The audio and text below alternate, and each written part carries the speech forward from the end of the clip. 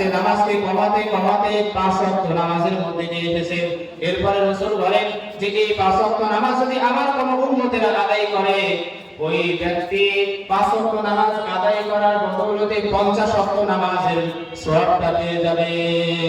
এই নবীর উম্মতদেরকে তাবলীগ দাওয়াত ও তাবলীগের দায়িত্ব দিয়েছেন, যা অন্যান্য নবীদের উম্মতদেরকে দেওয়া হয়নি।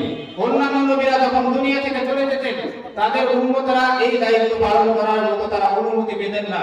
কিন্তু আমাদের রাসূল দুনিয়া থেকে চলে গেছেন, চলে যাওয়ার পরেও আমার নবীর কিছু ওয়ারিস আছে, যে ওয়ারিসরা নবীর কাজগুলো আদায় করতেছেন।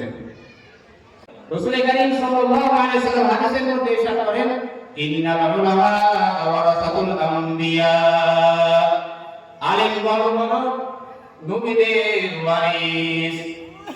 আলেমরা হলো নবীদের ওয়ারিস। নবীরা যে কাজগুলো করেছেন, এই কাজের দায়িত্ব উলামারাও করার অধিকার রাখে। এর উদাহরণ হলো, কোন ব্যক্তি যদি একজন উলামা, একজন আলেমকে তার অনুসরণ করে তার জীবনকে পরিচালিত করতে পারে, তার ব্যাপারে এরকম বলা হয় সে যেন নবীর অনুসরণ করে জীবনকে পরিচালনা করতেছে। একজন উলামাকে অনুসরণ করার অর্থই হলো সে নবীকেই অনুসরণ করতেছে। আল্লাহ তাআলা শেষ নবীর উম্মতদেরকে এত দায়িত্ব দিয়েছেন। আল্লাহ রাব্বুল আলামিন আমাদের রাসূলের দ্বারা মিরাজ সংঘটিত করেছেন। এত বড় একটা অলৌকিক ঘটনা নবীর জীবনীতে আছে, যে মিরাজ সম্পর্কে আমরা মনে করি রাসূলের মিরাজটাকে সরাসরি হয়েছে নাকি তার রূহ শুধুমাত্র মিরাজে গিয়েছে, এটা আমরা সন্দেহের মধ্যে পড়ে যাই। অথচ সূরা বানী ইসরাঈল 15 নম্বর পারা 1 নম্বর পৃষ্ঠা আল্লাহ রাব্বুল আলামিন ইরশাদ করেন, সুবহানাল্লাযী আসরা বি'আবদিহি লাইলাম মিনাল মাসজিদিল হারাম ইলাল মাসজিদিল আকসাল্লাযী বারাকনা হাওলাহ।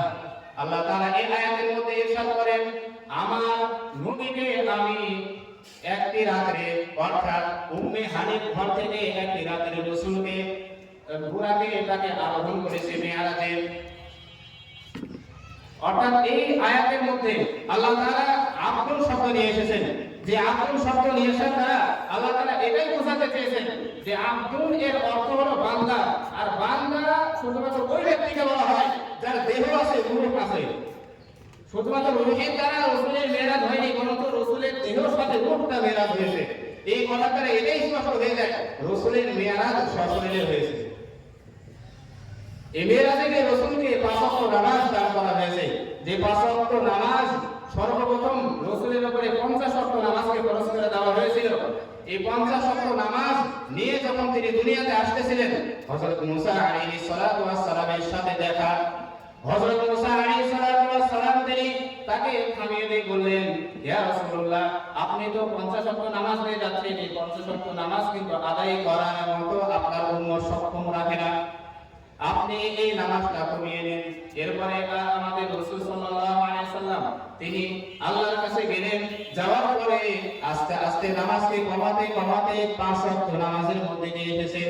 এরপরে রাসূল বলেন যে এই 5 ওয়াক্ত নামাজ যদি আমার কোনো উম্মতেরা আদায় করে, ওই ব্যক্তি 5 ওয়াক্ত নামাজ আদায় করার বদৌলতে 50 ওয়াক্ত নামাজের সওয়াবটা পেয়ে যাবে।